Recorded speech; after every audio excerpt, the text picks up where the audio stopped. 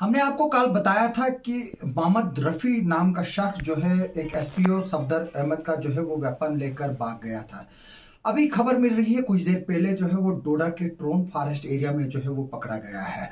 उसकी तस्वीर भी जो है वो हमारे पास आई है। जो पकड़ने के बाद की पहली तस्वीर है वो भी हम आपको दिखाएंगे। हम ये बता दें आपको कि जो ये रफ़ी है ये एसपीओ सफदर का जो है वो वेपन लेकर भागा था, AK-56 राइफल और उसके साथ 30 रोन्स और एक मैगजीन जो थी AK-56 का जो है वो ये लेकर भागा था। और ये वेपन जो है वो गाड़ी से लेकर जो है ये भागा था, जबकि गाड़ी जो है वो कल रात को ही बरामद हुई थी।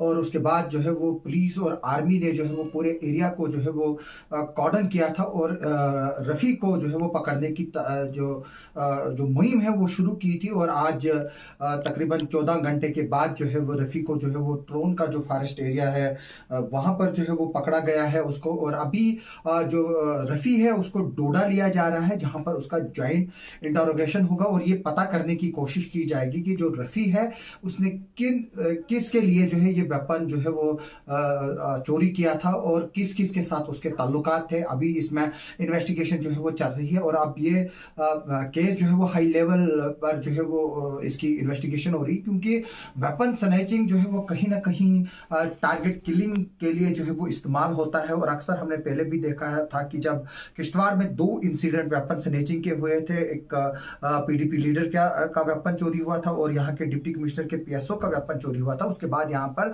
टारगेट किलिंग्स हुई थी, जिनमें परिहार ब्रदर्स को मारा गया था, अनिल जी और अजीत जी परिहार, उनको मारा गया था। और उसके बाद जो हमारे RSS लीडर जो हमारे चंद्रकांत शर्मा जी हैं उनको जो है वो मारा गया था। उसी वेपन का जो है बताया जा रहा था उसमें इस्तेमाल किया था।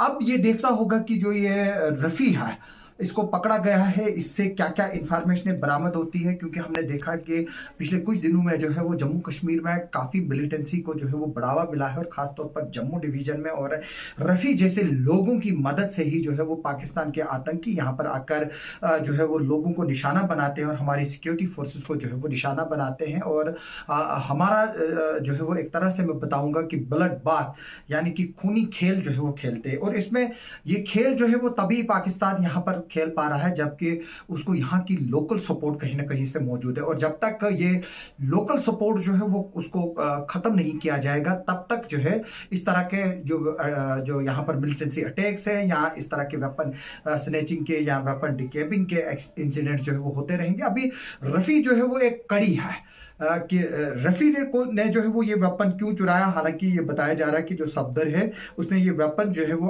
उसके रफ़ी के जीजा से लिया था, क्योंकि वो भी एक पुलिस वाला है। और आज क्योंकि मिलिटेंसी मूवमेंट है इसकी वजह से जो है वो रफ़ी जो सफदर है वो बगैर वेपन कहीं जाना नहीं चाहता था। लेकिन जब उसने वेपन लिया उसके बाद रफ़ी जो है वो उसके साथ गाड़ी में जो है वो साथ में सफ़र कर रहा था और रफ़ी ने मौका देखते ही जो है वो गाड़ी भी उड़ा ली और उसके साथ जो वेपन था वो भी उड़ा लिया था। जबकि वेपन जो है वो गाड़ी तो शाम को ही बरामद हुई थी, लेकिन वेपन जो है वो आपसे कुछ देर पहले जो है वो बरामद हुआ है और उसके साथ साथ रफ़ी भी जो है वो पकड़ा गया है। अभी जैसे कि मैंने बताया कि इसको डोडा ले जाया जा रहा है, जहां पर इसका ज्वाइंट इंटरोगेशन होगा। उसके बाद क्या क्या डिटेल्स आएगी उन पर जो है वो काम किया जाएगा।